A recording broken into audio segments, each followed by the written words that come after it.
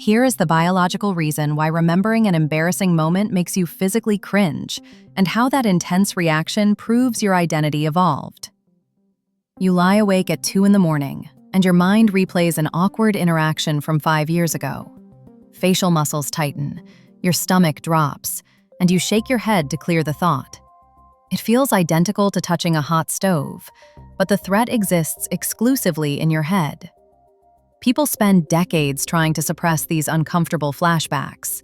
They view them as personal failures, yet science reveals that this specific brand of mental anguish provides hard evidence of psychological maturity. Rather than a defect, this discomfort functions as an advanced neurological alarm system. Without that visceral rejection of previous behavior, your nervous system would lack the mechanism required to adapt to new environments. That sensation forces you to evaluate your history objectively, pointing out where your awareness failed previously. Deep inside the temporal lobe, this response takes shape. Public blunders activate the amygdala instantly. Serving as your body's affective processing center, this almond-shaped cluster tags experiences with chemical markers based on their severity. Spilling a drink on yourself at a crowded party generates an immediate spike in cortisol. The system recognizes those stress hormones, which prompts it to permanently engrave the environmental details into your neural pathways. Your nervous system catalogs peer rejection as a severe survival hazard. It refuses to let you forget the circumstances surrounding your embarrassment, so the system randomly surfaces the footage to keep you vigilant. Returning with full, visceral force, those pathways fire rapidly because the connections remain intact regardless of how much time passes. Such conditioning ensures survival through pattern recognition, keeping your guard up even when you sit alone in a quiet room. Early human survival relied completely on group acceptance. Being exiled from a tribe meant certain death, which meant our ancestors needed a foolproof way to enforce behavioral norms. That cringe reflex developed as an internal correction tool designed to prevent communal isolation. If an individual violated a tribal rule in 10,000 BCE, the resulting shame burned into their consciousness to prevent a second offense. Modern humans no longer face starvation for wearing the wrong outfit, but our biology still operates on ancient software. Nervous systems trigger the same panic over a bad haircut that an early human felt when angering their clan leader. Reaction severity scales directly with the perceived risk to your community standing. Physical tension takes over your muscles to enforce a sudden behavioral halt, ensuring you pause before acting out again. Human biology remains unchanged despite our civilized surroundings. As people age, the mind constantly reorganizes its storage system to build a coherent life story. Psychologists label the process autobiographical narrative formation. Around age 15, individuals start weaving isolated events into a continuous timeline that defines their core identity.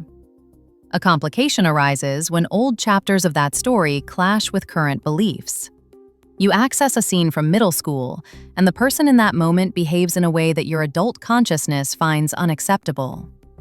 Friction between those two versions of yourself generates the acute discomfort we call cringing. Mentally, you struggle to reconcile the ignorant earlier self with the educated present self. Highlighting the discrepancy, the network ensures you do not repeat the outdated behavior in your current environment. Resolving the cognitive dissonance protects your current status by creating a clear division between who you were and who you are. Psychology researcher E. Torrey Higgins formalized the concept in 1987 through his self-discrepancy theory. Higgins discovered that humans maintain 3 distinct versions of identity in their minds. You possess an actual self, an ideal self, and an ought self. Representing who you are today, the actual self contrasts with the ought self, which dictates who society expects you to be. A painful psychological gap forms when your previous actions violate your current standards. Higgins compiled data showing that the resulting conflict reliably produces feelings of agitation and shame. Wider distances between your earlier behavior and your current moral compass dictate how hard you wince at the recollection.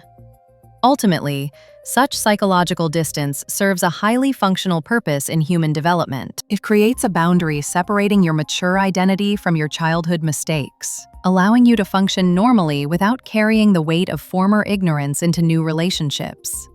Finding those old opinions foolish simply means your perspective expanded over time, as the reflex confirms that you absorbed the lessons your environment tried to teach you. Such vivid clarity in these recollections often frustrates people who want to move forward. You might forget what you ate for breakfast on Tuesday, but you remember the temperature of the room when you called a teacher mom in 4th grade. Effectively neutral events fade quickly because the mind discards useless information to save energy. Interpersonal mistakes receive priority storage space within the cerebral cortex. Your hippocampus manages long-term retrieval, and it cross-references these uncomfortable moments constantly against your current surroundings. When you encounter a situation that shares subtle similarities with a prior failure, the hippocampus flashes the old scene as a warning sign. You experience a sudden jolt of embarrassment out of nowhere because your subconscious detected a pattern.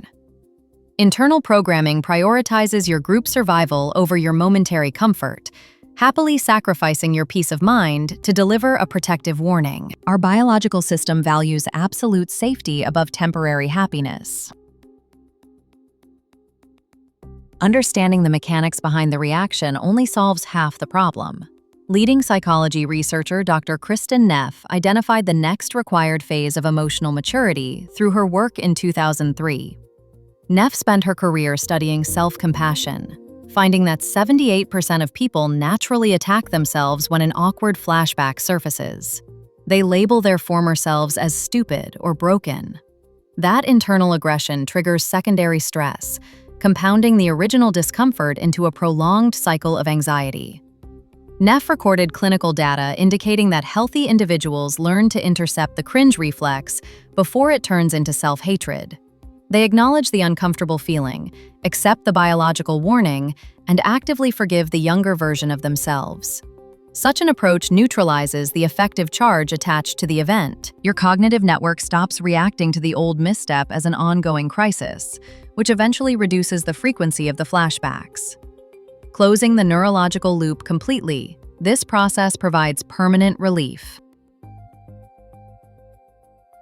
Applying that self-compassion requires a deliberate shift in perspective. You must view your previous self as a different person who operated with limited resources. That younger individual lacked the data, experience, and affective regulation you possess today. They navigated a complex interpersonal environment using incomplete maps and broken compasses. Criticizing a teenager for acting like a teenager violates basic logic, yet adults do it to their own recollections daily. An appropriate response involves feeling gratitude for the clumsy attempts that built your current competence.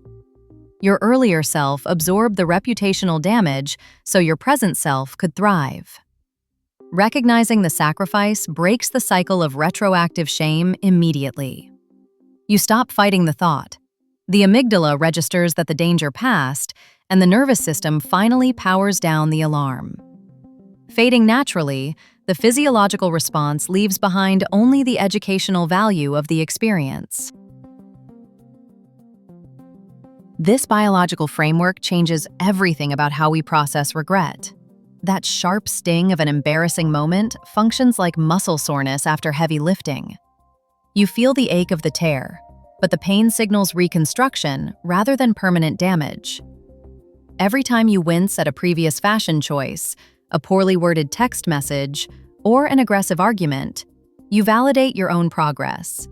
Your nervous system retains these vivid records to anchor you in reality, preventing arrogance by reminding you of your fallibility. Acknowledging your own capacity for foolishness keeps you observant and adaptable to shifting group dynamics. When a phantom thought next makes you squeeze your eyes shut at midnight, let the physical sensation run its course. Such discomfort simply confirms that the version of you who made that mistake no longer exists. You survived the awkwardness, and the pain proves you grew.